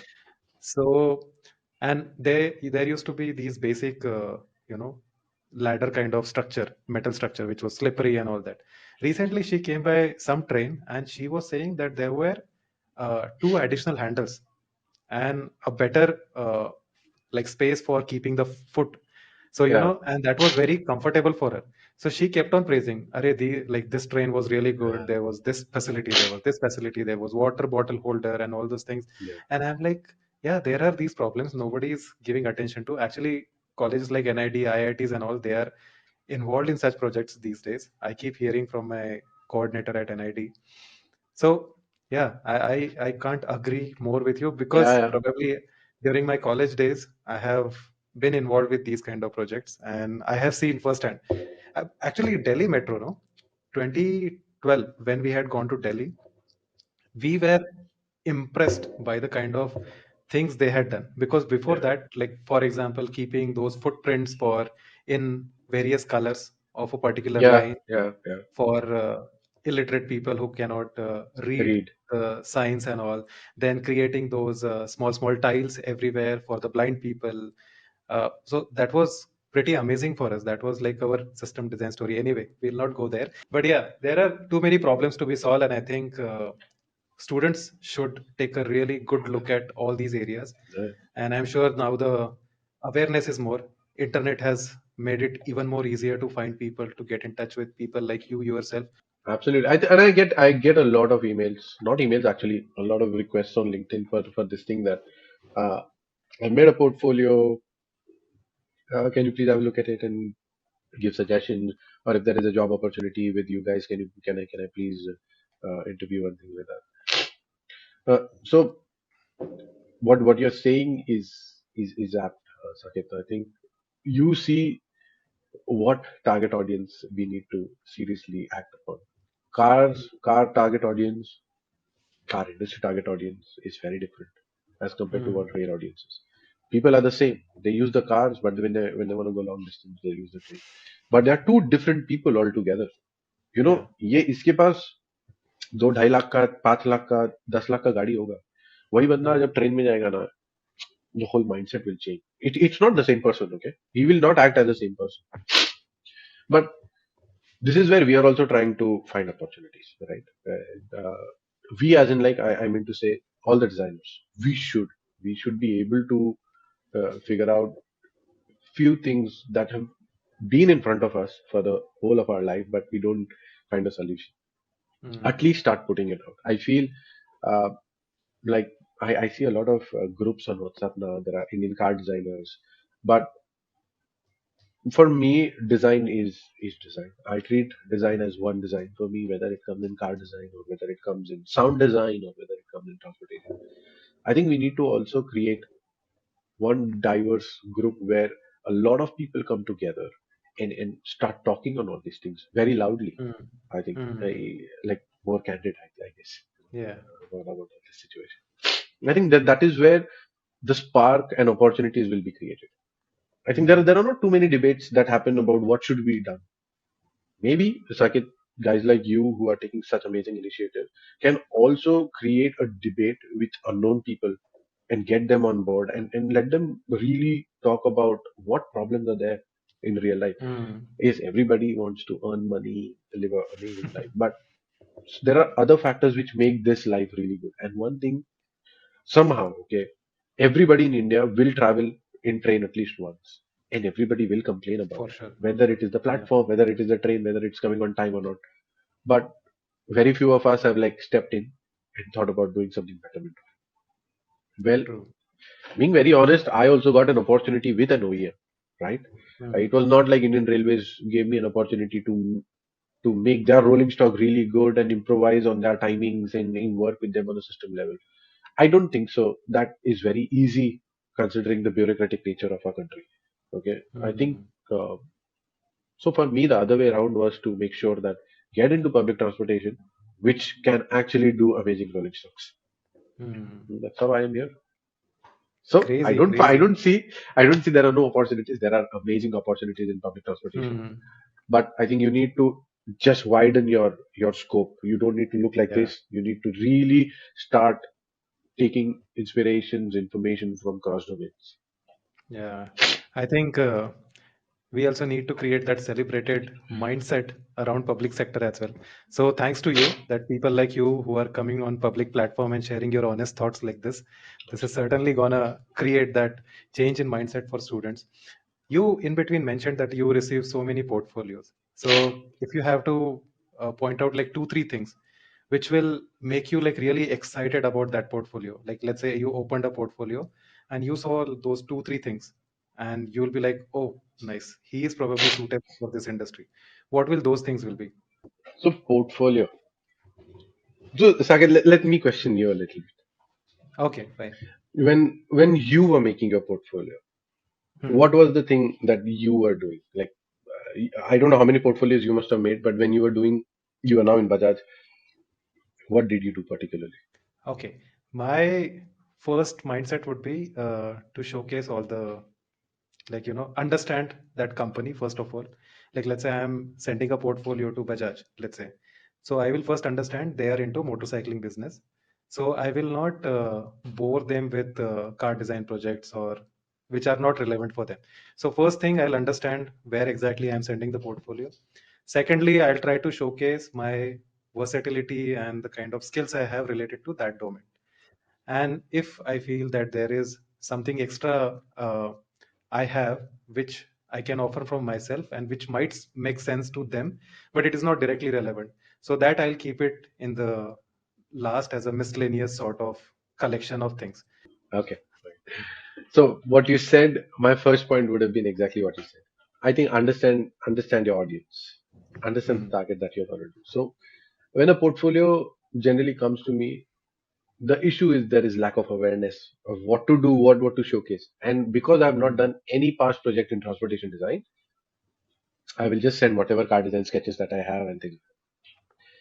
They don't seriously impress me at all. I think I when I was looking for portfolios or when I scrutinized the designer's works, I have seen portfolios with amazing skill sets, like seriously brilliant skill sets. Uh, but they were fabulous skills, but they were Mhm. just cars, Ah. and I didn't had any interest in that. I mean, Mhm. okay, you created a car also. I really wanted to understand why you did that. It's not like just you're putting one in the market again, like with so many sheep, this is one more sheep in the market. No, no, not like that, man. Right. For me, if you're creating that need of that product, and then you understand what has gone behind that need to make that product, it makes Mhm. more sense to me.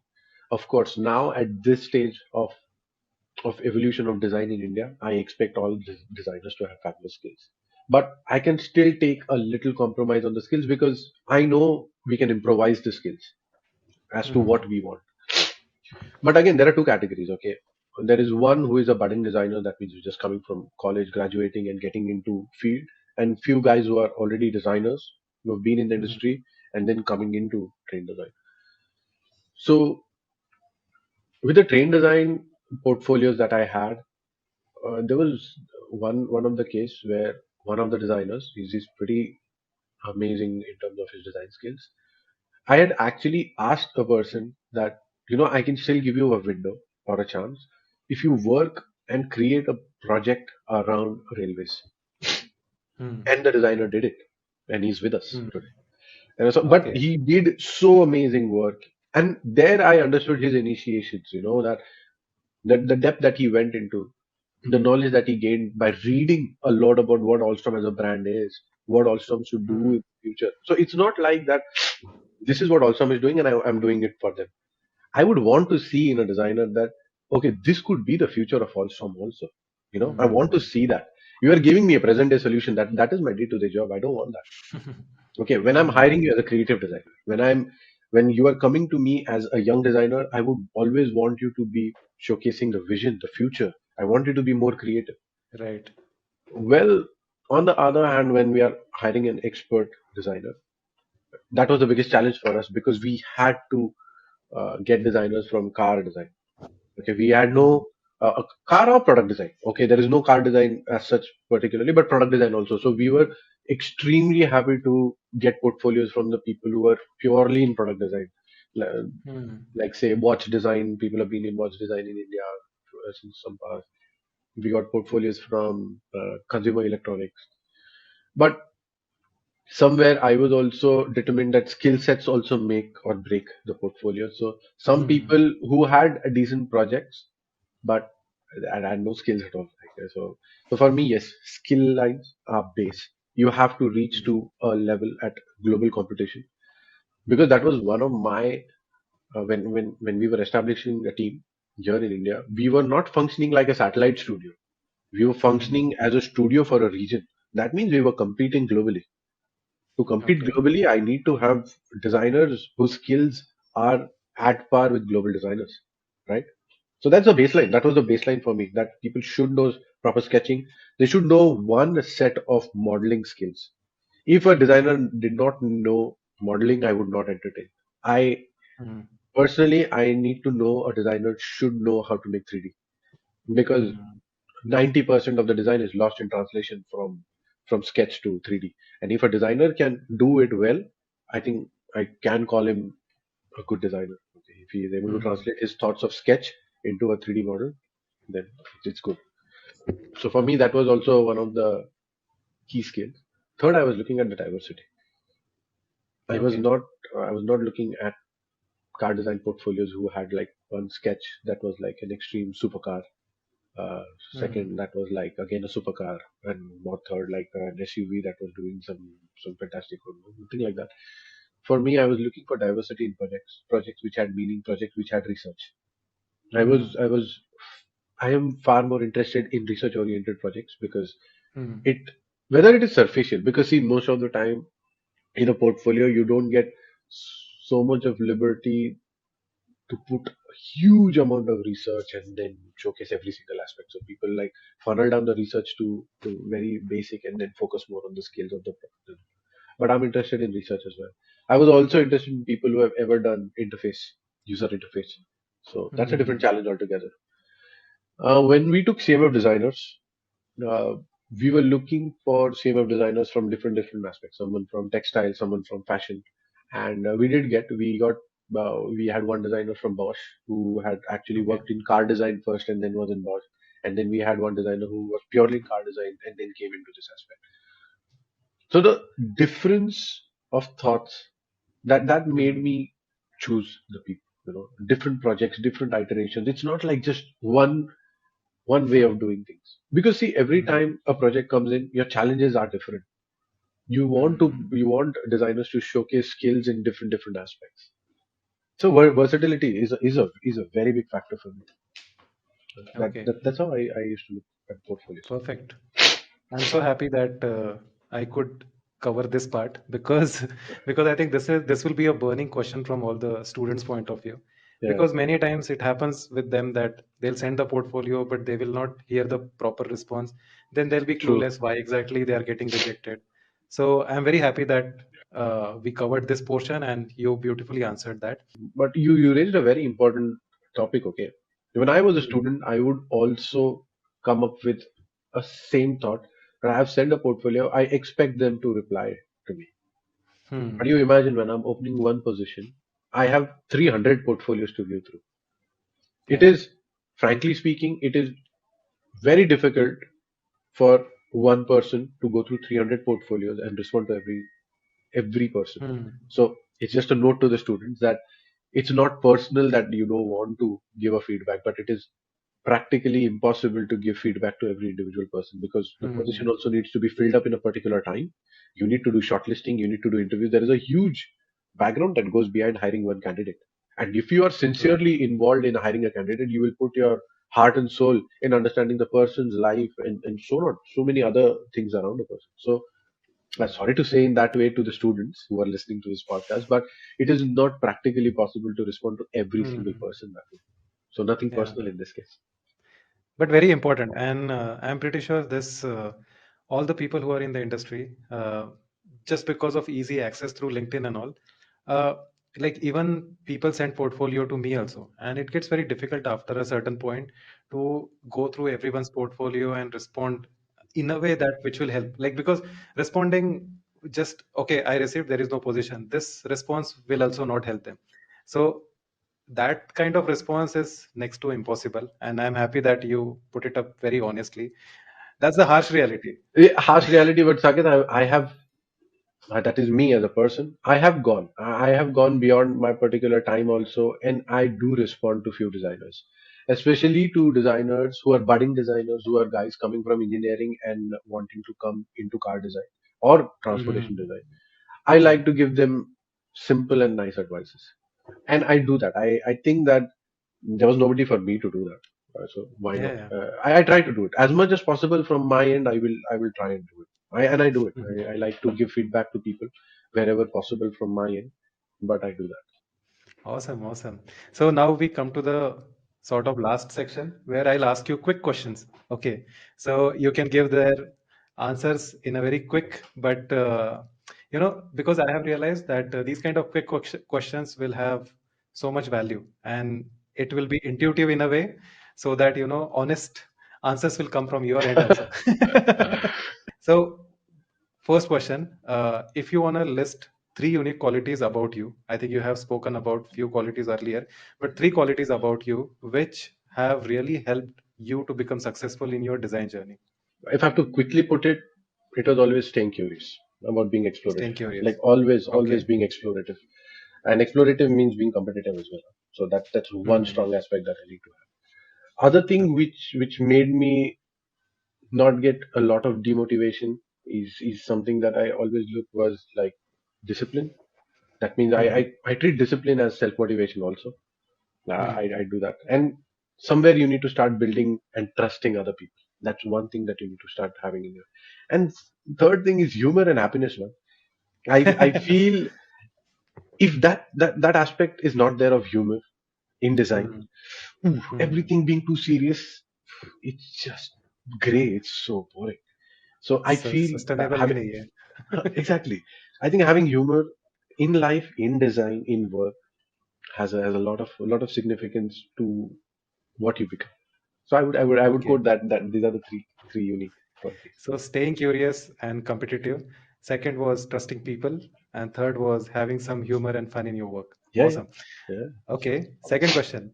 So if you have to list down three top companies to, stay like keep on radar in public transportation sector from the point of view of students, which will those be? Alstom, definitely Alstom. Okay. Siemens is there. Siemens in Germany. Siemens. Yeah, Okay. Siemens. Stadler is also one of the companies in Switzerland, Okay. which is I can give you more, but because there are few railway companies in the world that you can name. So there is Skoda Transportation also. The car company has a transportation division also. It's a very young team over Interesting. there with 8 designers around. The next question will be little opposite of this, but about the same topic, like three Okay. red flags while hiring people. Very challenging. So, Saket, my interviews that I do, I actually make sure that people are at their utmost comfort. Okay, it's not something that I'm trying to torture them. No. So I really feel that people, when they are very comfortable, will open up and speak the truth about what they want to do. Hmm. So for me, the red flag is being over smart about anything and trying to teach the designer that okay, this is not it is and that is how it is, and things like that. Hmm. But you need to just be a little bit better responsive. Third is Hmm. be actively present in Hmm. the interview. Even though if it is quick, I want to little emphasize on this one. Okay, Saket. There Yeah. were interviews where designers are I don't know why they had applied for the position, but we spent a good amount of time to set up the whole equipment and everything for them, and they were least bothered about why they want to be a part of it. So you should not Oh. apply without being too curious or too interested in the job. Just because you want to apply and you're exploring and things like that, you want to do it. So that's not something that I'm going to look at. But I Hmm. don't have like three or more things. But I would say that when you give your interviews, be relaxed but be sincere. Hmm. Okay. That's the only thing. That's the only thing. Yeah. Okay. Perfect. If you want to list down three modern day skills, which designers are not aware probably, but designers should look into it, what will those be? Are not aware or should be. I think one is understanding the finance aspect. Finance aspect. Okay. Yeah, Interesting. absolutely. I- Because when we sketch, yeah, we are doing creative stuff, fabulous. But in reality, to make that, you need to also understand what money goes behind to Hmm. make it. The second point to this is, I don't like to be emotionally connected with my designs. I Hmm. cannot, because I know at certain times they get killed, and they can be. There is a possibility to be killed. If I'm making my own car, if I have my own money to do whatever I want, yeah, I can do that. But when I'm working for a company, I know there are chances that it may be shoved off. They just want to Hmm. go. I can't be Okay. emotionally too connected with my design. That's True. another aspect that I see. And I think cross collaboration. I think there has to Hmm. be a lot of cross collaborations for you Okay. to enrich your knowledge. Okay. If you want to list down common mistakes to avoid during student phase, what would those be? Again, cross collaboration. Like that, Hmm. that doesn't mean that you only stay in design. Hmm. If you are in an institute like IIT, Hmm. uh, Engineers. yes, you have microbiology people, you have physics, you have chemistry, you have so many. Just go True. out, discuss with them. They will get to know from you. You can just do something completely else. That's one thing that you need to do. That we as a student, which I also didn't do too much, was getting into other aspects of education. That's one Hmm. thing. Uh, one mistake is I feel is not taking internship seriously or putting Okay. more and more less emphasis on working with OEMs. I think when you put more interest towards internships, you do Hmm. more and more internships, the stronger it makes you. But that doesn't mean you keep doing internships in your life. Okay, that means you take certain aspect and you implement it immediately. Okay. But I think you interestingly said that cross collaboration, even I realized the importance of it very late in my career. Even I used to be this guy who would sit in the room and, work on my own projects and everything. But I think collaborations hold a huge power. It will make your learning faster. That I have realized it now. Second thing, I think internships, industry internships. Yeah, yeah, yeah. Yeah, that also I feel it's very strong because in college, I don't know, for some reason when you are listening to your faculties and all, वो थोड़ा सा घर की मुर्गी दाल बराबर type हो जाता है after a point. And when you go to the industry and when you see someone who you are aspiring to become, and when that person is giving you, let's say, same feedback, then hits you differently. Yeah, absolutely. Industry internships are very, very effective in that way. Yeah, and third thing which I feel is Mm. the complete ability to keep on exploring new and new softwares. I Hmm. think, Okay. yes, traditionally we have been using Photoshop, maybe paint tools, whatever. I think if we don't upgrade ourselves with the particular Hmm. time, oh, it is the biggest failure. It is the biggest failure. You need to be Hmm. abreast everything Okay, in so terms of that tools. brings me to the next question. Do you think AI will take over our jobs? Uh, if you give it a chance, of course it will. I think, but it's a Okay. tool. Personally, I feel it's Hmm. a tool, and if we don't start using it now and Hmm. make it a part of us, I think yeah, it can cannibalize things very easily. It will because Okay. I think it is because I was talking to one of the directors of Microsoft very recently, and the level of work that they are doing to develop the AI, the Gen AIs, and the setup that he was telling me that everything is at such nano level at the moment. It's such basic, Hmm. and in basic, you imagine it is doing so much. Hmm. Imagine when these LLMs will be so strong with so much of information coming in every single microsecond. Hmm. Imagine the output coming in the next 10 years. So if we Hmm. don't get ourselves involved in it right now and try to understand what it does and what the power it has, of course it is going to take up. It will. Crazy. You We need said to. LLM, that is large Large language language model, right? models, yeah. Large language Yeah, yeah, yeah. models. So crazy. Actually, I was listening to one interview from where ex Google CEO is talking about AI and its impact and everything.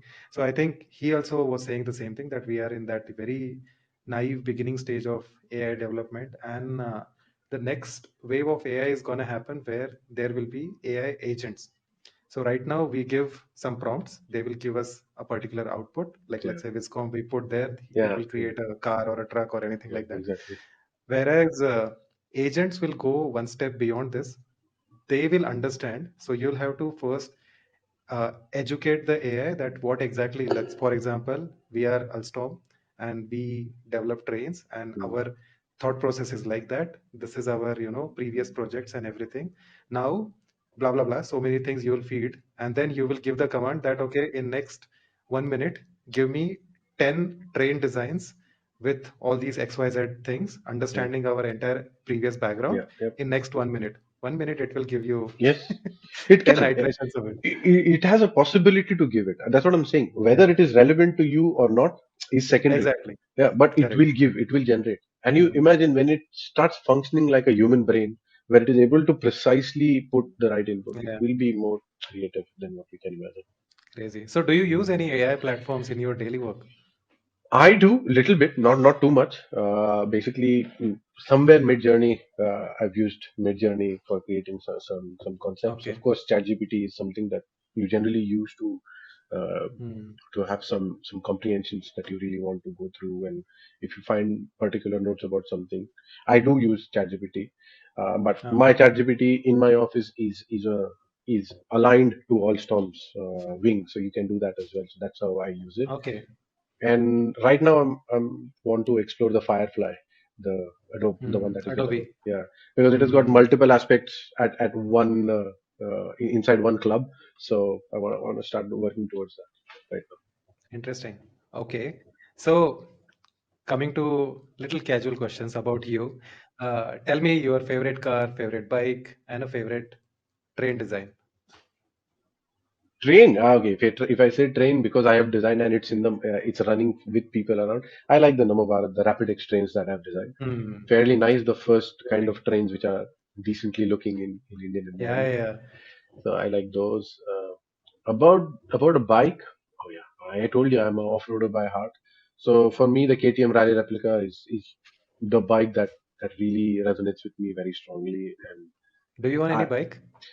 I used to. I now in France because I'm very new. I don't have license to pick up any vehicles. So Which one? Which one was your own so bike? back then I had an RD 350. We had a CB 250, a Honda CB 250. We had. Okay. Uh, Before leaving, I had one X-Pulse, which was like completely prepped for rally, which I used to use. I Nice. had a TRK 502, which was there. Oh, okay. Uh, Benelli. yeah, Benelli. But I think at my home with my brother, we still have a Shogun, which is the Suzuki Shogun, Nice. Okay. which is amazing. We had the first Pulsar, which we had bought. So I Wow. think that there are enough of bikes. There was a Bonneville also, 800, which was there with us. So a lot of bikes, Hmm. but right now in France, I have like nothing. I'm purely public transportation person, purely. Actually, I keep hearing like Europe, you have so many off-road groups and community people go there and all that. Yeah, yeah, So it's amazing. you It's should. amazing. It's amazing. The only thing is, for me to even purchase a bike, I need a valid French license. That is the issue. Acha. Oh, okay. Interesting. Yeah, And car? Which car? car. Oh, for me, I like the Pagani, the Huayra. Okay, So, Huayra. yeah, for me, that is something that only when your heart speaks, you can make something like that. So for me, it's very, very, Hmm. and it's not only the Huayra. I like the race aspect, the Huayra R, which is there. Hmm. I like that one. So if you trust me, Okay. I like it. And for car designers, I think they should all watch all the episodes of Top Gear and Grand Tour. Yeah. They should. It should be in their bucket list to make sure that they watch every single episode of Top Correct. I know actually these kind of things they also tell a little bit more about their passion as well, no? Gear. Because a non-passionate person will not watch that. Like he'll not be able to watch the entire series Yeah, unless and until you are passionate about it. So I think yeah, that also speaks a lot about their passion. yeah, Okay, absolutely, yeah, and absolutely. I think you have already spoken about it, but your top three hobbies. One is, I think, going on rallies, like off-road biking, Yeah, right? absolutely. One is that. Second, I really like to cross collaborate. For me, Mm. I'm trying to establish myself into some other business altogether, which is not related to design at all. And I want to Oh, explore wow. and see if I can do something in that or not. So I Okay. keep on exploring in that.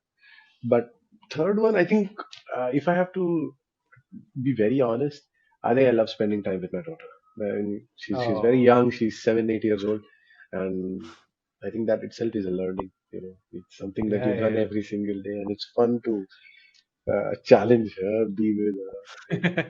I think Yeah. it's a fun task. And today's kids are very advanced. Like they are not Brilliantly like us. advanced. Brilliantly advanced. Yeah, Wow. brilliantly advanced. Okay. Coming to final thing. So we have spoken a lot about, public transport, your entire journey, all those quick questions.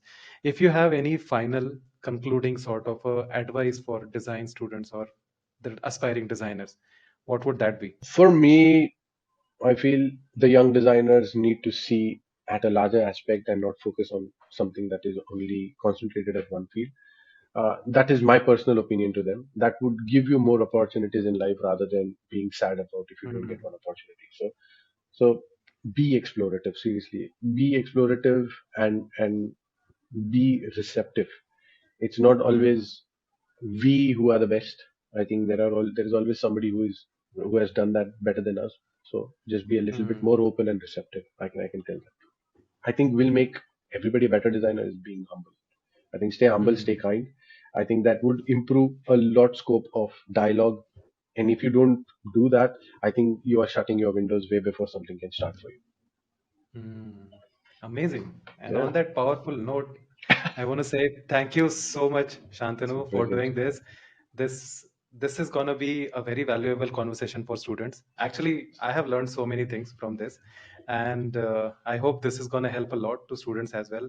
And you have been really kind to understand my initial setup issues and things like that. So Uh, thank you for doing that. Absolutely. I think, Saket, again, I will stress upon that point. I think what you are doing is phenomenal. It is really good. And I would want you to keep doing it even at a larger scale. Maybe, you become like TEDx or something sooner or later. Why not? The only thing is this is going to help a lot of people Yeah. coming from different and various backgrounds and having some hope that yes, there are possibilities available. It was such a nice conversation. It's truly my pleasure, and I can't wait to meet you in person. Like whenever you drop in Pune, or if I happen to come to Paris, So yeah, let's yeah, catch up. And absolutely, absolutely.